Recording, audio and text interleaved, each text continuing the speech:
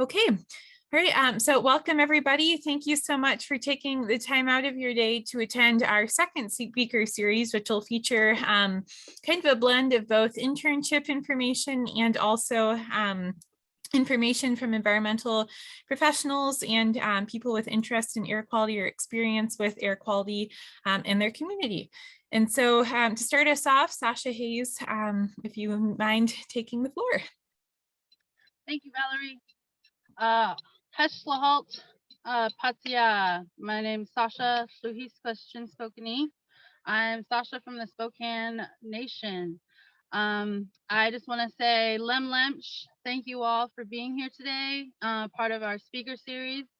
And we're gonna just jump right in and introduce one of the speakers. We'll start with Destiny. I Smile, Destiny Petroske, son of Snat, Naman David Petroske, Natan Jennifer James, Chuck Lemmy's son. My name is Destiny Petroske. I'm a citizen of the Lemmy Nation. I come from the Toby, Washington, Jefferson families here. I apologize, it's probably going to be a little noisy here. Fridays is our travel days for my family, and so I'm at a Holiday Inn. So I'm in the business center, but it's open. So I'm right by the front there.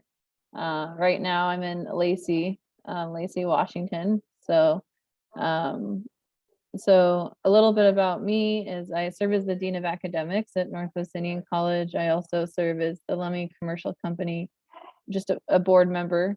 And so I'm also a business owner and a student working on my PhD. And so I graduated from Northwest Indian College, and a big part of my understanding of air quality comes from a capstone that I did during that time. You know, if you ever wonder like what the importance of a capstone is, it's being done right now. You know, several years later, the capstone still means a lot to me. And even though I might not use it on a daily basis, it comes in handy whenever I have these discussions on campus or whenever we look at our entities across the nation and we're looking at air quality specifically indoors. It's really important. So a lot of times when people think of air quality, they think of it outside, right? You know, is there smoke outside, or are there harsh chemicals on the ground and things like that? But it's just as impactful inside. The health of our buildings is really important because that's where we spend a lot of our time. If anything in the Pacific Northwest, we're always like, what can I do to get outside? Because I haven't been outside in months, you know, because either a lot of rain or whatever's going on. And so our indoor spaces are actually extremely important because that's where we're going to spend a majority of our time.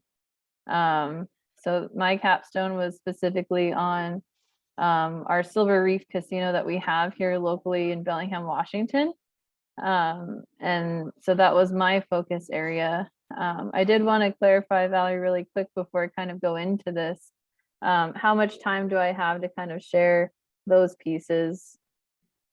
Yeah, we were thinking we can do it either way, maybe just doing some introductions first, and then like 15 to 20 minutes. You can go longer or shorter if you need, and then just kind of giving an overview about whatever you are comfortable speaking on. Great. As far as an introduction, I think that kind of helps give you an idea of like where my focus is, and then we can kind of go on to the next speaker. Thank you, Destiny. How about Laura? Can you introduce yourself? Yeah, I'm Laura Tyler. I am working for EarthGen as a school support specialist, and I come from to EarthGen after 34 years of teaching science in Seattle Public Schools and working with an organization called Washington State Mesa as their curriculum developer. So I worked around with a lot of tribes in our state through that organization, which was a math, engineering, science achievement program. And I'm ready to present to you about our curriculum that we're working on called Breathing Easier. Awesome. Thank you, Laura. And then Valerie, can you introduce yourself? Sure. Hello, everybody. My name is Valerie Doornbos, and I am the Whiteswan Environmental ITEP, or the Institute for Tribal Environmental Professionals intern this summer. And I am so honored to have this position because I identify as non-native. And so I'm excited to use this knowledge and to share and to gain knowledge this summer with this experience to move forward together and to bridge the gap, because all of these air quality issues are so important, need to be addressed. And I think that the key to doing so is working together. And so I'm very excited to hear more from all of you today about your experiences and ideas and thoughts about how we can work together, and to share also an opportunity that I've been so fortunate to have, and that I hope those of you who are listening to this recording later will sincerely consider applying. It really has changed my life, and I think it will change yours as well. So thank you, everybody. Thank you, Valerie. And then I believe Clarene, can you introduce yourself? Okay. Can you guys hear me? Okay. I'm Clarene Davis. I'm from the Navajo Nation. I am a EarthGen intern, and I am working with them on their Breathing Easier curriculum. And I'm excited to be here. So thank you. Yeah.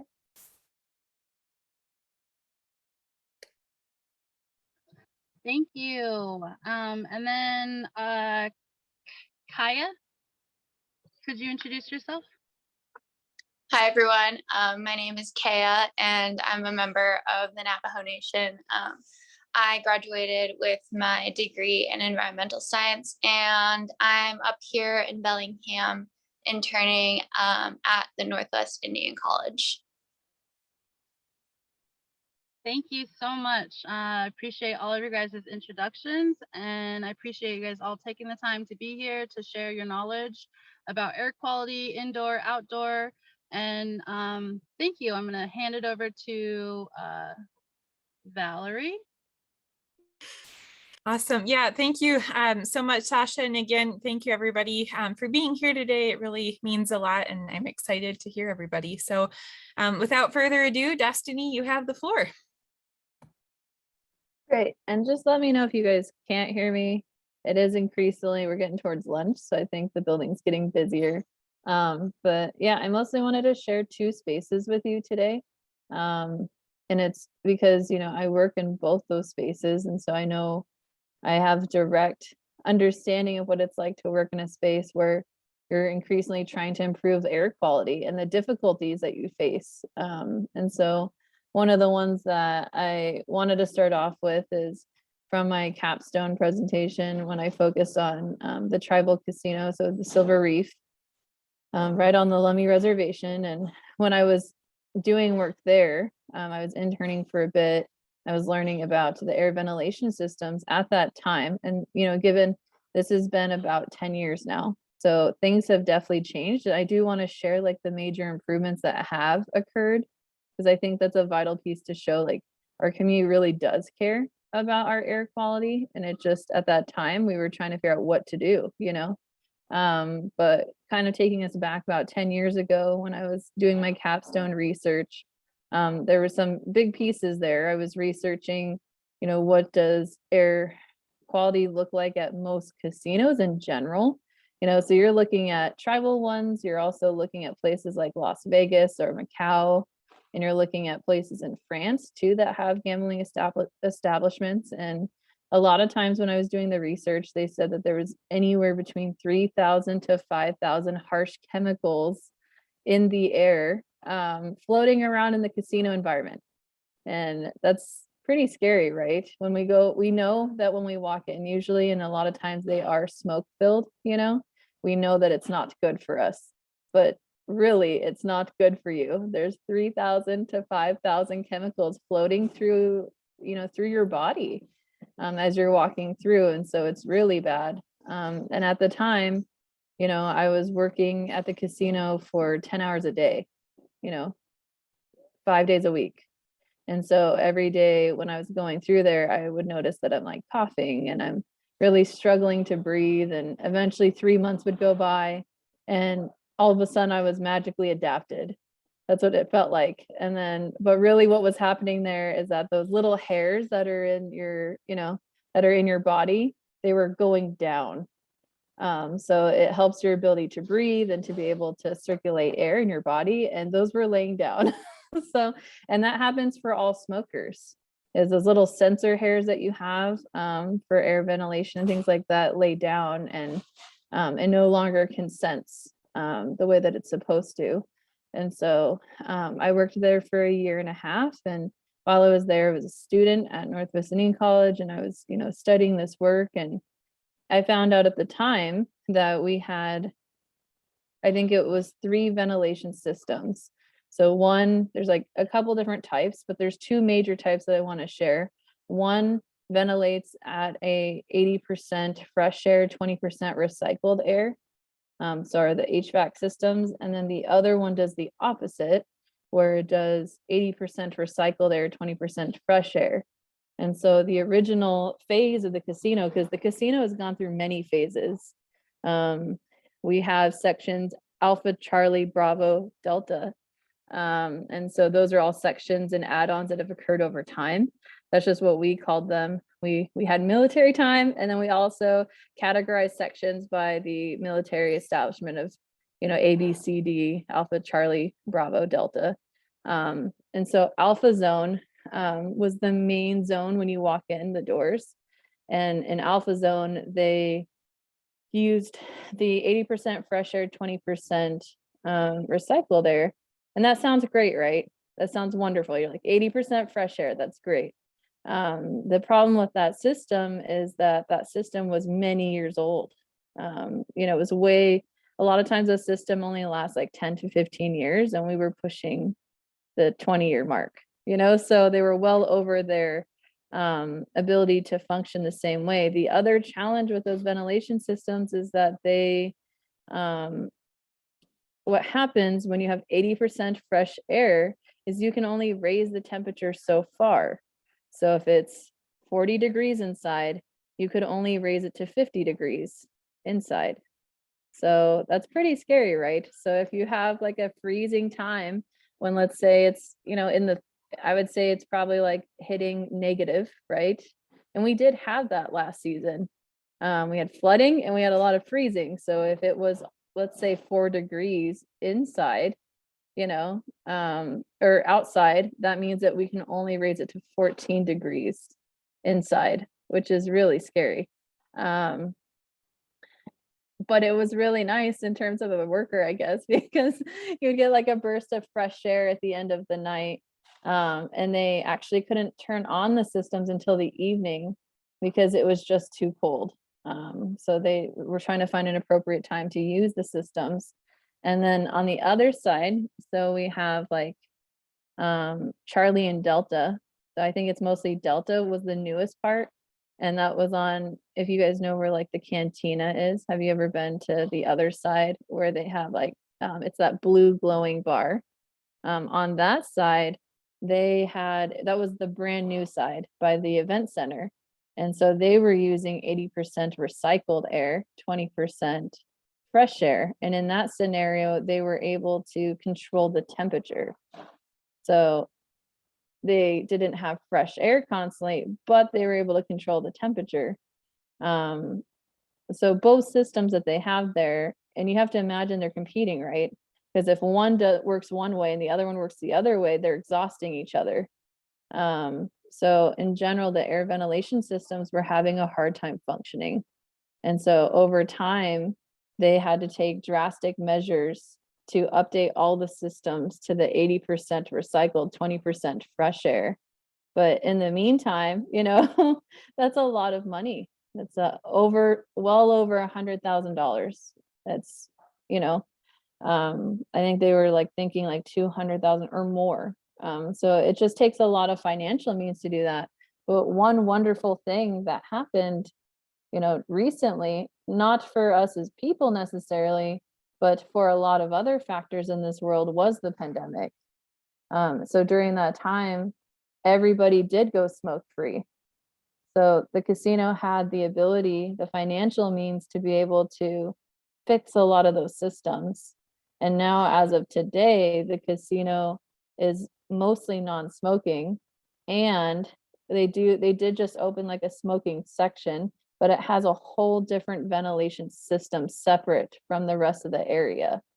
And so that's just, one kind of story of like how things progressed. And it also kind of shares the challenges that tribes face with like the financial means, right? Where it's like HVAC systems are very expensive.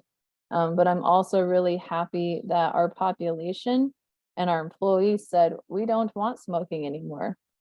And it's and it was poor for ventilation and all these components. So in a way, the pandemic helped the overall health and well-being of the staff there and of the patrons that choose to go there.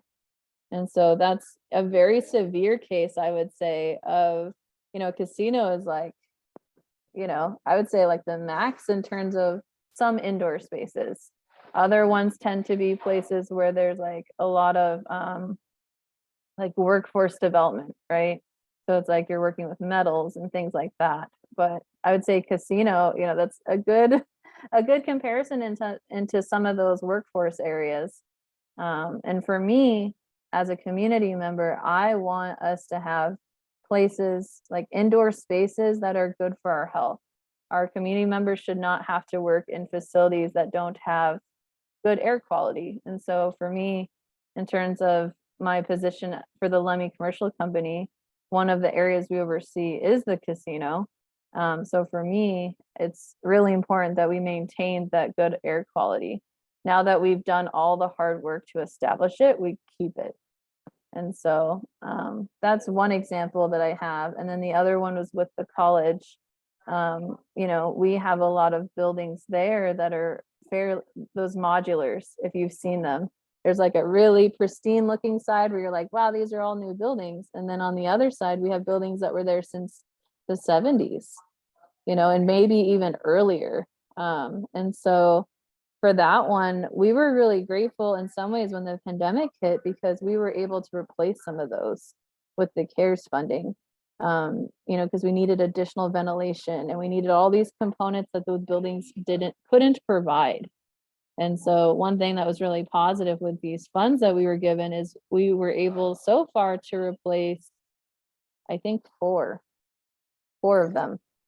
So I think that's a really positive thing that we've been able to do. And it's really important because, as you're aware, in the Pacific Northwest, mold is prevalent. And, if you've ever rented a place in Whatcom County, at least with Chuckanut, we were required to do training.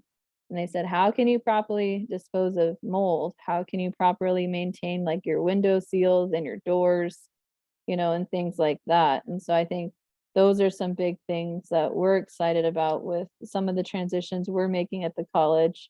And we're continuing to make, is to find ways to train individuals to be aware of how to maintain indoor spaces at a healthy rate, but also create healthy spaces that, that we've been waiting to do for a long time. So that was a lot of information, but I just wanted to share some of those examples because I think we always think of air quality as more of an external piece. But there are definitely some indoor spaces that have a huge impact on our tribal communities. And they're still a big impact. A lot of tribes have a lot of modulars that are many years old, sometimes 60, 70 years old. And then sometimes in your head, you're like, how is that possible? That we're still using modulars. When I travel to different places, I'm always like, how old is that modular? And so it shows a level of importance, but also the challenges we face to replace those. Because buildings, especially in Whatcom County, some of our small buildings are over $1.5 million to build. So how do we like fill that gap that we have where a modular costs around $500,000 to put, like a new one. And then you have a brand new stick-built building, which is $1.5 million. That's a huge disparity for our people and for our communities. And, we see all these large places like universities, and they're putting up $30 million buildings. And we're like, we're just trying to put up a 1.5. So yeah, I just wanted to share just the importance of those spaces and just the disparity to be able to get those spaces too. And how do we find ways to creatively work with people to ensure that we have good facilities with good air quality? So thank you. Thank you very, very much, Destiny. If I could ask, I guess we'll have a quick question session. And if I could ask a quick question first, what kind of training do you do for mold? Do you like learn, okay, there's like black mold, or this is what a spore looks like, or if you could just maybe elaborate that on, I'm kind of curious. Yeah, so we're actually still creating the trainings, but the big focus is about identifying. You know, a lot of individuals, especially those that you know, maybe this is their first place. They've never lived away from home, and this is their first place that they've ever lived in by themselves.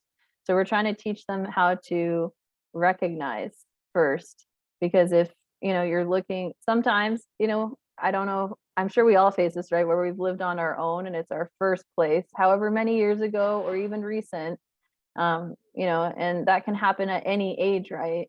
That we decide to go out on our own, but just the ability to understand, like, what is in my window seal, you know, is this a pollen, is this a mold? And even both of those are really important to like identify that this could be why I'm sneezing a lot, or I'm not feeling well. Growing up, you know, with in Spokane, we lived in a single wide trailer, and we didn't realize that there was black mold in the walls for about 6 months. And we were extremely sick, like me, my sisters, and my mom.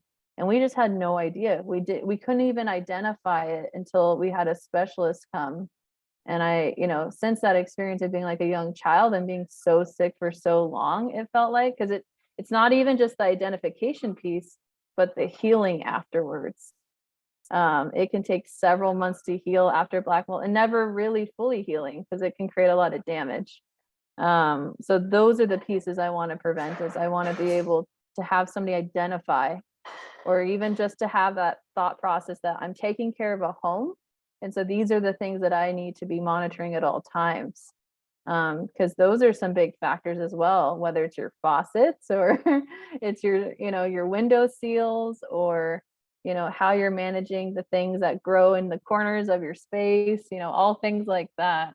So those are the things that we're looking at, is how to identify first, and then sharing the knowledge of what these things are. Because I think there's other things that are smaller that can still be harmful, other than just mold.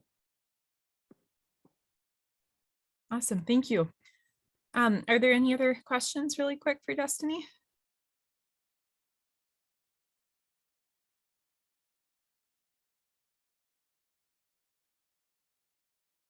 Okay, awesome. Well, thank you again. And then I think we'll move on to Laura, you're up next with your Breathe Easier curriculum, please.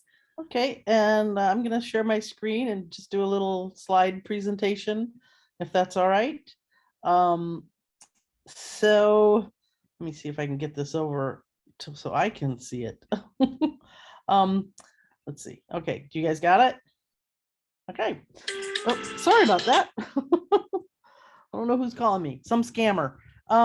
So we have at EarthGen, where I work, an upper elementary environmental justice curriculum supplement that we've developed. This started with Puget Sound Clean Air Agency wanting to do some educational pieces with students to teach them about air pollution, and partly with also a school down in Auburn that has a air monitor station on their playground. So the kids were always like, what's that big building? So we worked with them on that. It was implemented in Auburn, some Tacoma schools, and is now a part of our bilingual education program this year. So we want to reach out to a lot of migrant communities, and we'd love to reach out with tribal schools as well to introduce this curriculum to teach kids about air quality, and so they can become advocates for it. So anyways, you guys have for us to get into the schools up at Lummi. I don't know what's going on here. Sorry about that. No one's called me all day.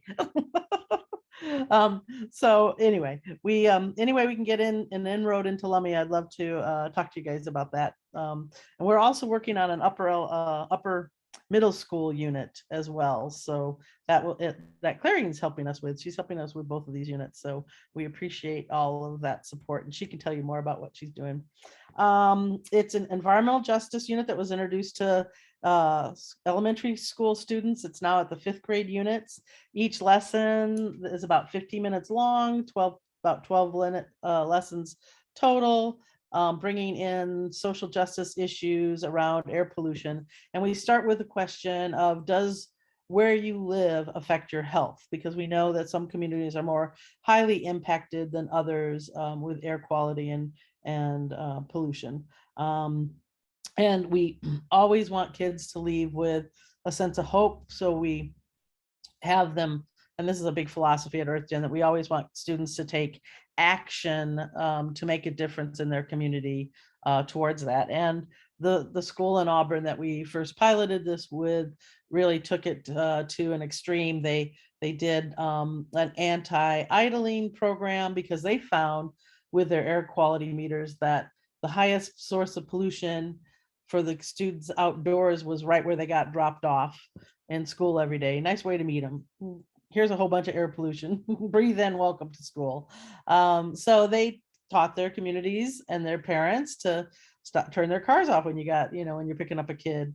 And same with the buses, they started to do that. And it was so successful that they got to go to present their information to our governor. And we want kids to take those kind of actions everywhere, even things like implementing, advocating for their school to get electric buses, things like that can make an impact on that. So they look at these questions: where do you live, and how does that affect your health? They examine, since it's elementary, what is air pollution, and what are sources of air pollution in your community. And since we work statewide, we're definitely identifying different sources of air pollution on the western side of the mountains versus the eastern side of the mountains that are much more impacted by agricultural concerns and pesticides and those kind of things. And then again, what kind of action can you do to protect your community and yourself from air pollution? They are tied to the next generation science standards. In particular, this 5th grade unit works on the interaction of the spheres, so the atmosphere, and how air pollution obviously is in the atmosphere, how that can interact with biosphere, living organisms, the lithosphere, just the earth itself, and the hydrosphere. And we see acid rain and those kind of things that are also highly impacted by these things. So all the kids have to do, they learn about these spheres, they learn about the interactions of it. That's their performance indicator, their test that they have to show that they learned what they learned. And we have them doing it with a model of a city, just explaining about those interactions. We integrated environmental and sustainability standards as well as the North American Association for Environmental Guidelines for Excellence, and the WIDA English language. So we talk about a lot of language development stuff within the unit as well. There's math in there, so kids have to look at graphs and interpret those and then write about those graphs and things. They're learning about a whole bunch of diverse BIPOC communities around the United States that are making differences kind of through advocacy or policy change or developing products that can help with air quality. And like I said, and then we end the unit with the kids trying to come up with an action, either as a group, as a school, or as an individual, of what they would like to do to make a difference with their air quality and their things. We do models with students, so it's really important for students to show models to get their scientific thinking and how it helps make it visible. So I always tell my kids, I can't tell what you're thinking, so some way you have to communicate it to me, whether it's through writing or a picture, or I always like to say an interpretive dance. I don't care. Let me know. Let me know what you're thinking so I can get your insights. And then as an educator, I can use that thinking and figure out where there may be misconceptions or other things that I have to go back and reteach because I didn't do it right the first time, or so they get it right. So find ways to figure out to make it clear and understand what they know after the end of it, and what their misconceptions were. And we've had a lot of success with the unit so far. We've had one part of the unit the kids actually design. They become civic city planners, and they look at the community and go, okay, if we have these things in our community, where do we put an airport? Do we have people live near that, or is that for something else? If we have agricultural things in our community, where do we have people living near those, or what can we do to mitigate vagrant dust and things like that, so that kids have powerful roles, and we want them to know that they can be empowered and make a difference, because they're going to be our leaders in the future. But they really like that. They're like, people really do this? They get to plan out what's goes in a city? So yeah, lots of times they do. Sometimes there's planning. Sometimes it feels like it just happened haphazardly, but a lot of times it's very much planned out. So, but making those critical decisions around that too, because that's a social justice issue, where we put our highways and byways and airports and factories and all of those things. On this modeling activity, they are given an opportunity, and we actually use the Tacoma skyline, but it's really just a generic city drawing, and the kids use that model to talk about the interactions between those spheres. And we've also kind of taught them a little bit about the Clean Air Act, because we want them to know that that we can make a difference in the world. We show them the skyline of Tacoma in 1967 before the Clean Air Act, and there's a lot of industrial pollution through paper mills, as well as an asbestos factory that has polluted the soil up here in Seattle, so that even when you garden, you have to be careful about what you do in your garden.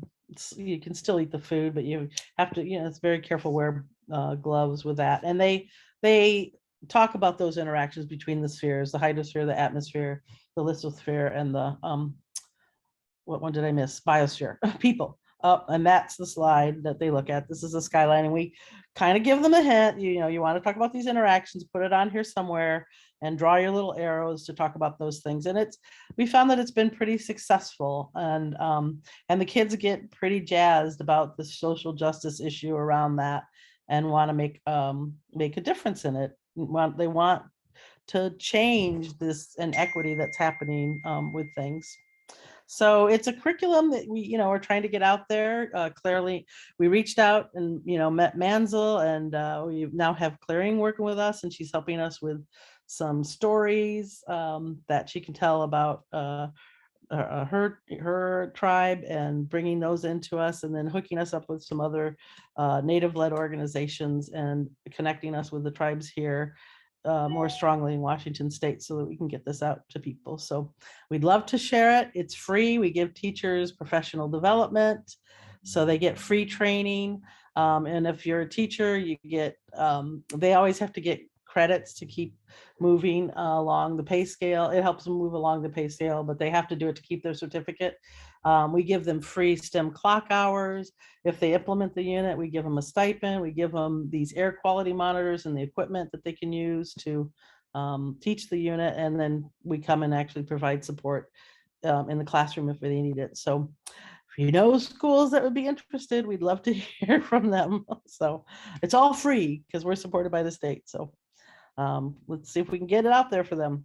Like I said, free, I already told you all that. So that's what they get if they work with us, and we'd love to share it with you. And I don't know if Clarene's going next, or if you have somebody else between us, but she's adding a lot of really nice things to our program that we're very, very grateful for.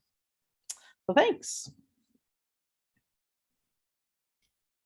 Awesome. Yeah, thank you so much, Laura. That is a really cool curriculum. I have some teacher friends who I know would love to implement that, and so I would definitely have to pass that along.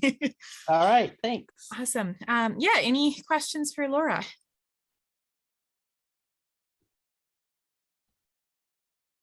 Okay. Thanks. All right, cool. Oh, sorry, go ahead, Sadie.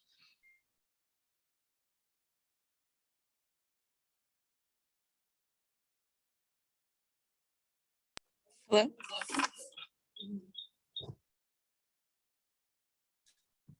Sadie, I think you're still on mute if you're asking a question.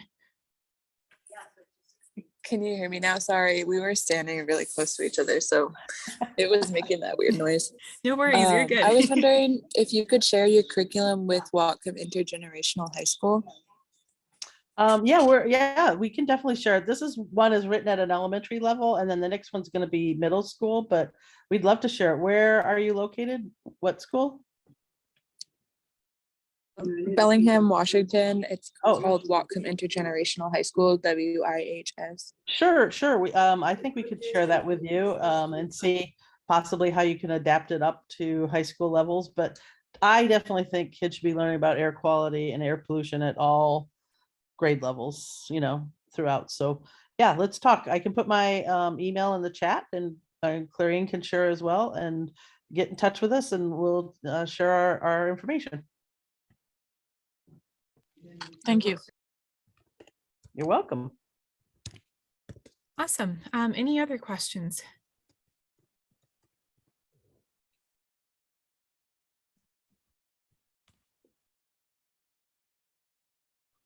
Okay, cool.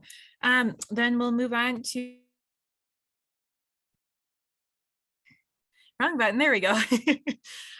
So I just kind of wanted to talk a little bit more about my journey with ITEP and kind of how I got into the program and that sort of a thing. So it's going to be kind of a combination of me talking and then like an on-screen demonstration. So hopefully you will all be able to see my screen here a minute.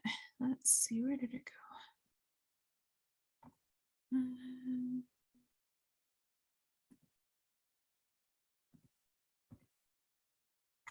Okay, let's see here.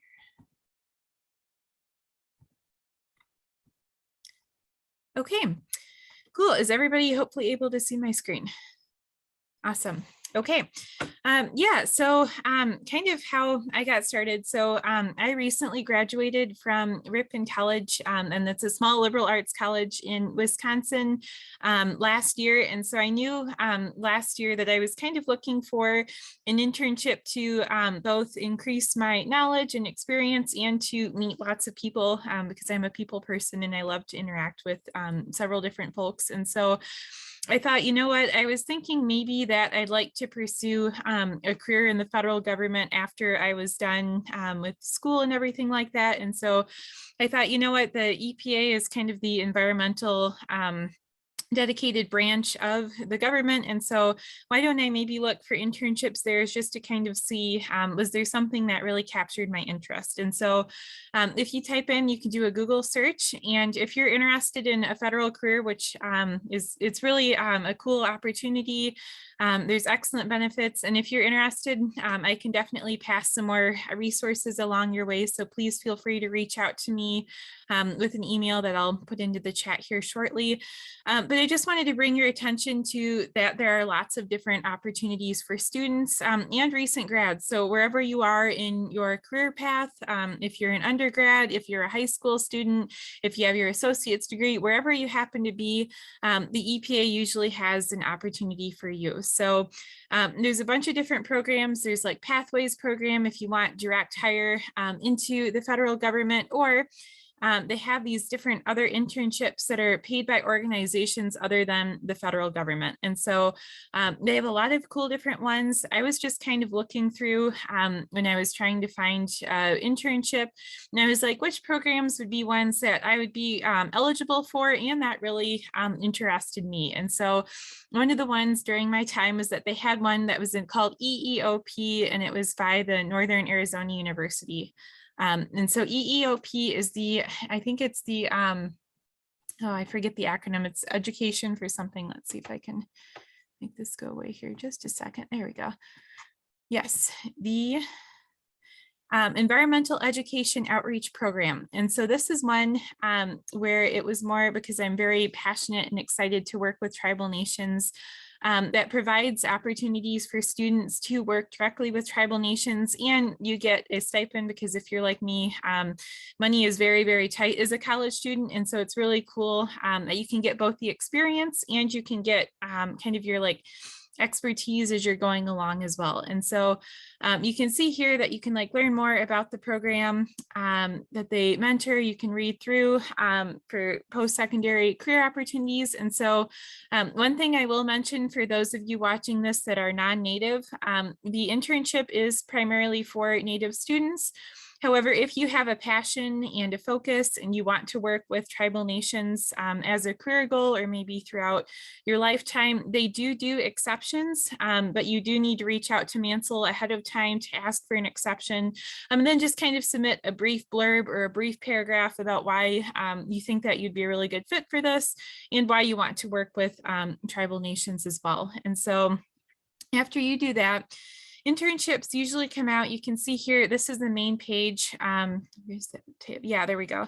So there's two different kinds of internships that they do. There's the air quality ones, and then there's also, let's see, where is it here? Yes, the water and land summer internship program. And so both of them are 8 weeks. This one I believe is actually 8 to 10 weeks. And so the 8-week program for air quality, or the SSI program, is solely with air quality. So you're dealing with indoor air quality, outdoor air quality, that sort of a thing. And then the water and land management is more on the water or the land management side of things.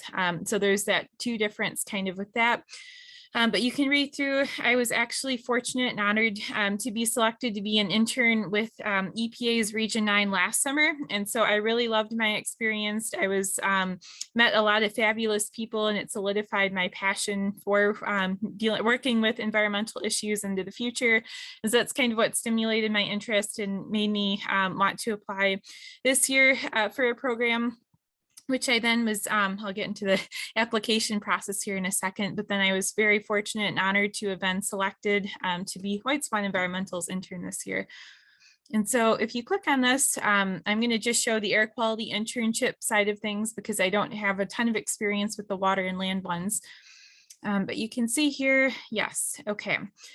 So you read through just a quick overview of some of the key topics. You work with EPA or tribal agencies on environmental issues. You get a $4,800 stipend, and it's an 8-week experience. Due to the pandemic, some locations were virtual, as I am currently.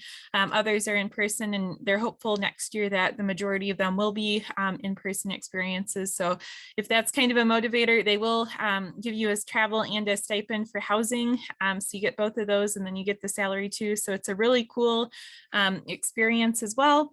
And you can just see here, basic requirements. You must be a US citizen. You must be a full-time student during the upcoming school year. And you can be either a grad or undergrad student.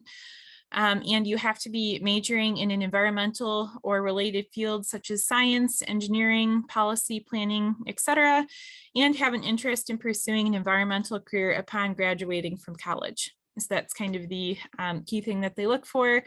And then here you see there's that requirement, identify as Native American.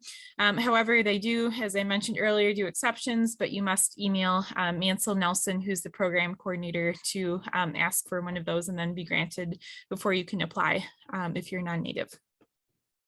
And so the application process itself, it's pretty straightforward. Usually the deadline, as you can see, oh goodness, let's see, yes.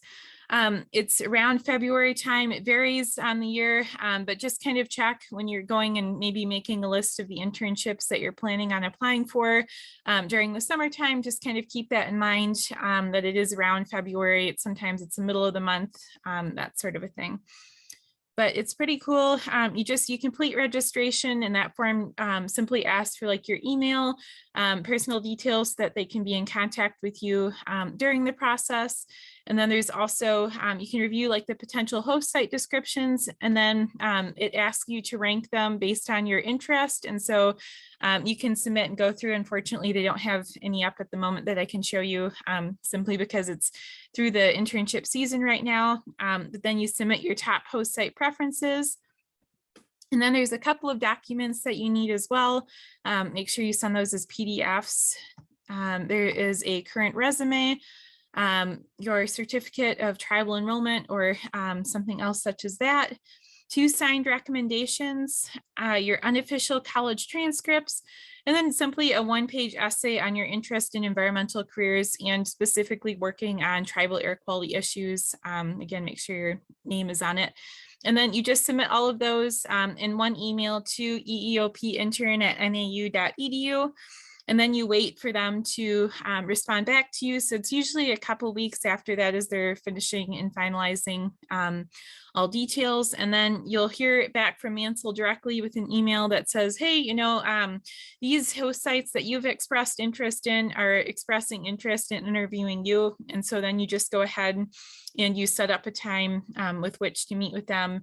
And then you see, are you a good fit? Do you get along? Do you think that this is something that is going to be beneficial for both you and your host site? That sort of a thing. And then you'll see, there's like deadlines here that you'll hear that you can follow along with as well. Yeah, and then the internship is from May to August, usually, and it's an 8-week internship. And it's really cool too, if your college is willing, you can actually earn academic credits for it as like a summer internship experience.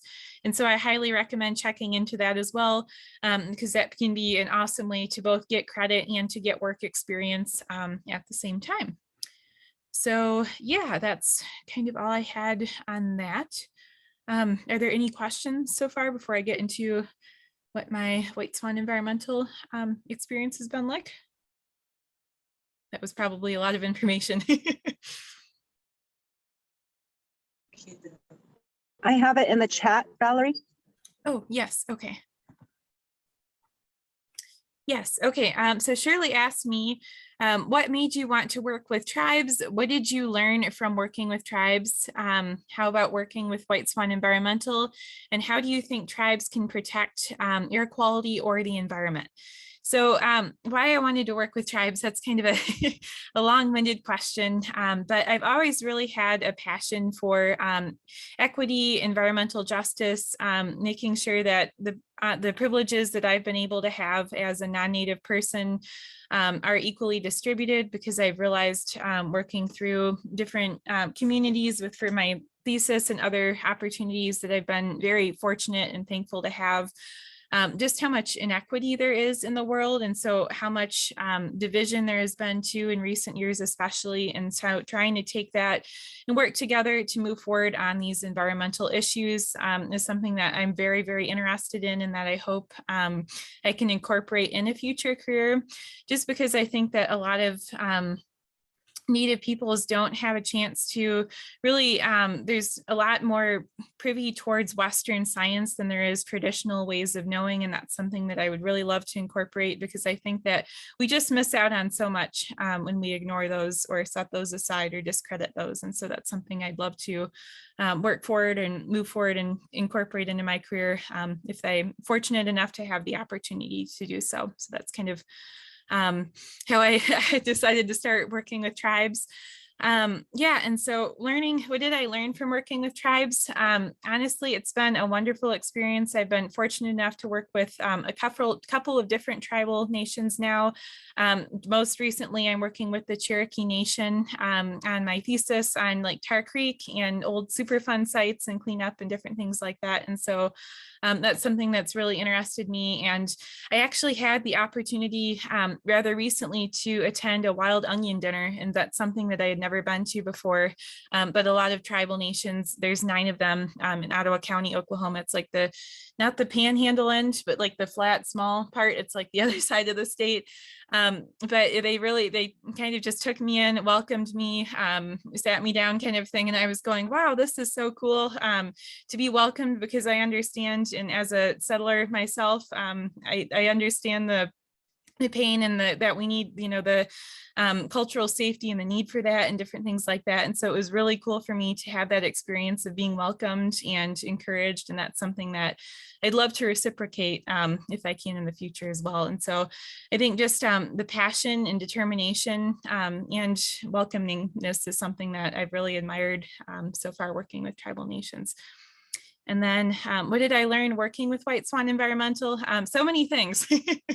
it's hard to name just a couple of them, but they've really enjoyed just meeting other passionate environmental students. It's really cool for me because my department at my college is really small. There's maybe like 10 of us. And so it's kind of cool to get that outreach and to see that there are other passionate individuals who care just as much as I do about these environmental issues, and that we can all work forward together to develop solutions. And I know it's generic, but make the world a better place, promote healing, promote cultural safety, and make sure that everybody feels comfortable and has a place at the table that they can speak and address these issues. And so that's something that I've learned with Whiteswan Environmental. And then also, it's really cool learning different ways of outreach, like what are things that work well for different communities, because each community has their own little niche of what they think, you know, this is going to help them outreach better. They have different needs and different things like that. And so it's been cool trying different methods of outreach and seeing like, hey, do we get a lot of response from this? Or is there something that we can maybe just tweak a little bit? For example, something as simple as like putting a QR code on a flyer is not something that I had considered before, but for people who maybe can't find Zoom links, or that's not something that's really accessible for them, maybe just putting something like that just to make sure that they have that opportunity to attend and to make their voice heard as well. And so that's something else that I've really been fortunate enough to learn during my internship opportunity. And then finally, how do you think tribes can help protect air quality or the environment? Kind of going along what I've said before, but I really think that that traditional Indigenous knowledge is key moving forward to something that we can use in collaboration with with Western science. It is not one needs to be higher than the other, and one is more valued. I think that there's opportunities for both to come together. And I really think, though, that there needs to be more of a focus on Indigenous science, just because so historically and in a lot of coming from an academic background, it's been kind of dismissed and ridiculed. And I think that it really needs to be brought more to the center of discussion, because there are so many wonderful things. For example, Shirley was telling me a story about how the salmon, there's, I think, cedar, and it dips into the water and it emits this smell, and that's what lets the salmon know that it's time to come migrate, and it's kind of what provides them with that sense of direction. And so it's so cool, because in Western science that really wouldn't be a consideration, and there's so many different ways of knowing and so many different ways that people can understand one another in the general world. And so that's something too that I would love to use in my, as I'm a TA in my school, that's how I pay for my schooling. And I'd love to incorporate that into my classroom as well, just because there's so many different perspectives. And I firmly believe everybody has a piece of the truth. So if we come together, then we can put a larger puzzle, because everybody has their little piece that they can incorporate. And so that's something that I really think is important. And I think that tribes can definitely have an impact, and should feel safe to come forward and to make a difference and to have their voices heard. And so, yeah, that's that's my quick response to that, but I would love to answer other questions.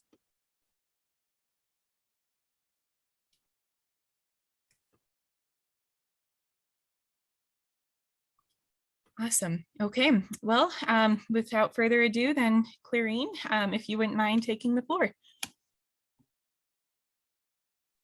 Hi guys.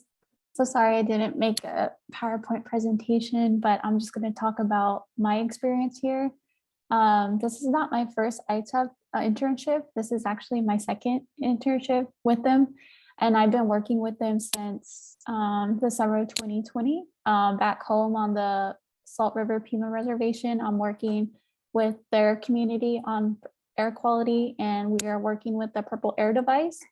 So I set up the Purple Air device, and I check in on them, and we locate it to different areas on the reservation itself. And with EarthGen, what I'm doing is trying to incorporate my own culture, my own Indigenous perspective here, with combining my Navajo Nation creation stories and highlighting air quality within those stories itself. So I'm also working with Mom Clean Air Force, and I am trying to incorporate EarthGen to work with Mom Clean Air Force, because Mom Clean Air Force is a nonprofit organization, and they work with mothers within the United States as well as POC and Indigenous communities. So I think that EarthGen and Mom Clean Air Force should collaborate with some upcoming projects. So yeah, so we actually had a meeting this morning, and I introduced them to one of the members from Mom Clean Air Force. Her name is Shania Oliver, and she's been working with Clean Mom Air Force since 2019, I think. But yeah, but she's also like super amazing in what her work and what she does for the nonprofit, as well as helping out her community in Utah. But yeah, so with my job with EarthGen is just being an intern. It's much of a different experience because before ITEP, I did my internship with the University of Alaska. We did it virtually, but here I'm actually here in person, and I prefer that to be a lot different than staying in the classroom or doing it virtually through the website and having Zoom meetings. I've been going to 2 different tribes, and it's been really like a big eye opener for me, because my indigenous roots, like our creation stories, our language and our culture and our ceremonies are so different from tribes down here, and especially with our food, because for the Navajo culture, we eat mutton, and for here, these tribes, since they're so close to the river, they eat nothing but fish. And I'm just like, oh my God, this is such a culture shock for me. And especially like, I do appreciate how EarthGen has been connecting me with tribes here. And I've been more familiar with like their customs and their creation stories. And especially with the day rate powwow event, it was, I haven't really been to a much powwow since like COVID-19. So it was really nice to be there with different tribes and to see Native people, because so often I do feel like I'm the only Native like in Seattle. But yeah, but I'm also grateful that Whiteswan has been so generous with meeting up with other Indigenous people within the city. So yeah, so I'm really excited. And with my project, I'm going to be doing like a video project of how to work with Purple Air device. So I have it right here. Hold on. It's a little show and tell. So this device is called the Purple Air. Let me just take it out of its little box thing. So sorry. I should have been ready for it, but I'm gonna try and take it out. It doesn't want to come out. Well, it's a little small device that that measures air quality, and all you need is Wi-Fi and an outlet plug.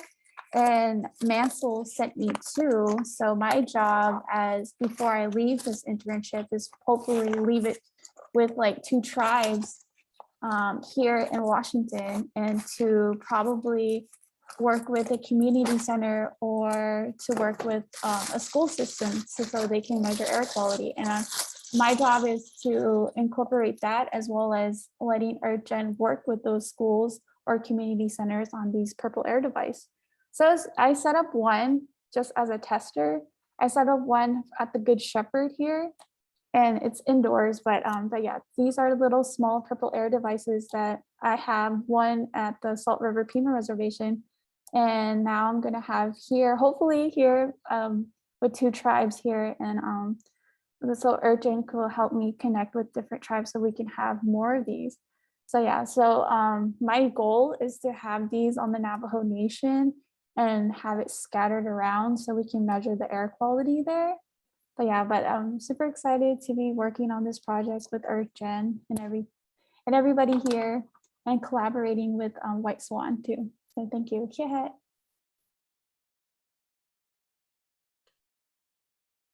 Oh yeah, so sorry. Did anybody have any questions for me? Hi, Claire. Can you hear me? Yeah. Okay. So I just sent a chat that there was somebody from the city of Bellingham who was willing to let us possibly put the Purple Air quality device out at Maritime Heritage Park. He just wanted to know some more information about the project, but that was exciting. Travis helped us to reach out to him, and or I think it's a her actually. Oh, yeah. Yeah, her name is Claire Branson, but she sounds like she'd be willing to let us set it out in front of Bellingham, which is where there's like a lot of waste. Yeah, thank you. Yeah, I'll email you after this meeting. But yeah, I have a PowerPoint presentation on the purple air device. So I'll probably send that to you, or if we can make a meeting with those people that are willing to take in the purple air device. I am more than happy to set up a Zoom meeting and to talk about it and to explain more about the ITEP internship. Awesome. Yeah. Thank you. Yeah, I'm so sorry. We also, oh yeah, with EarthGen, I also did a PowerPoint with them and we recorded a video. So I'll probably send that to you. So it's just me explaining the purple air device. Okay, I can forward you the email and then you could send it to or reply and CC me in there possibly. Oh, we'll CC you into the email and then any replies we'll get. Okay, all right, thank you. I do appreciate it. Yeah. Haishka. Does anybody have any questions for me?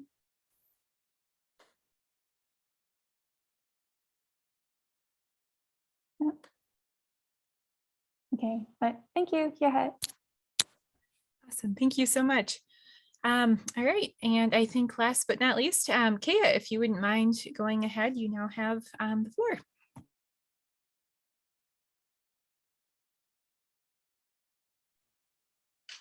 Hello, everyone. Again, my name is Kaya, and I'm a member of the Navajo Nation.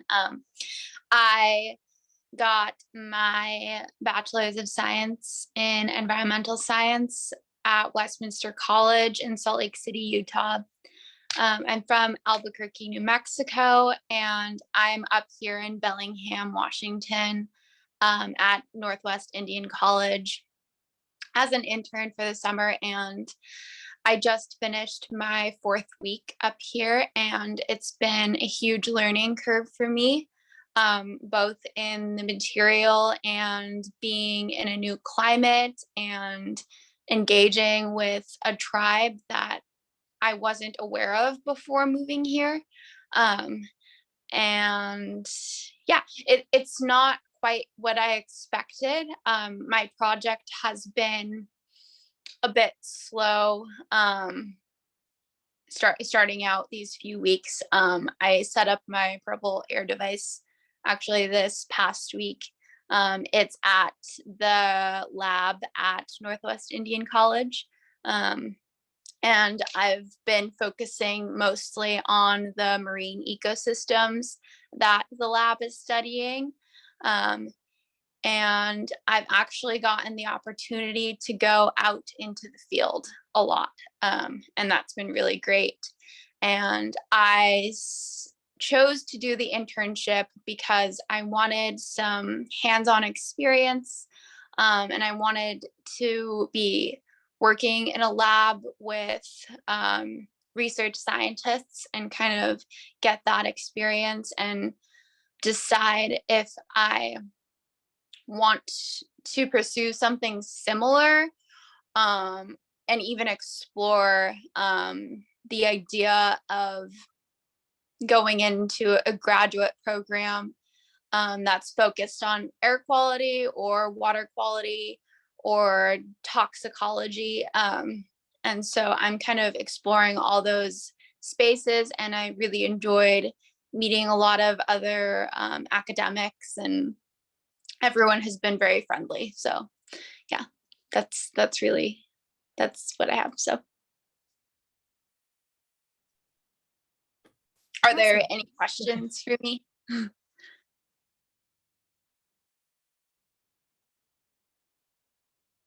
Hi, I'm just curious about your work over there at the where you're staying at. Can you talk more about your ITEP project, or what's the finishing goal? Yeah, my ITEP project is focused on measuring PM from potential like wildfires that take place in Washington. And so I haven't gotten a bunch of data so far. It's been really slow. But I've been learning more about how air quality affects marine ecosystems, and hope to kind of pull my data together towards the end of the project and share it with people in the lab.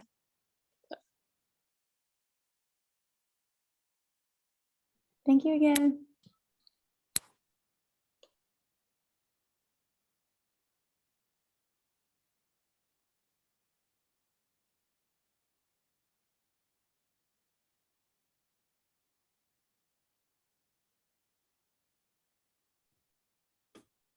Okay, well, thank you very much, Kay. We appreciate your thoughts and your time today. Wonderful. So yeah, I think that was the end of our speaker series today. So we do hope that if you have time next week that you consider joining us for our third speaker series on traditional Indigenous knowledge. And so we will be having a variety of exciting speakers, and that will be on Friday, July 29th, and that will be at noon Pacific. So I will be sending out an email reminder this upcoming week just to make sure that you have it on your calendar if you can attend. But other than that, if there's nothing else left, then have a great weekend and thank you again. And I think Sasha or Joe, would you maybe offer some closing thoughts if you're available to do so?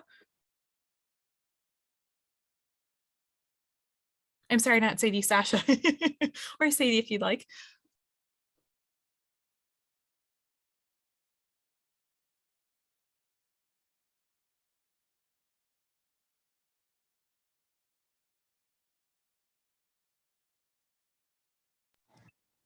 Sasha, you can go if you want to, but I just wanted to say thank you all for attending and supporting the WE interns and the ITEP interns. We just want to protect our environment and preserve our air quality in Washington State and throughout our nation. So I'm really thankful that we could meet virtually and support each other, and hopefully we can put some purple air quality purple air filters out in Bellingham and Navajo, and do some community cleanups or something to continue to improve our air quality and support our next 7 generations. Haishka.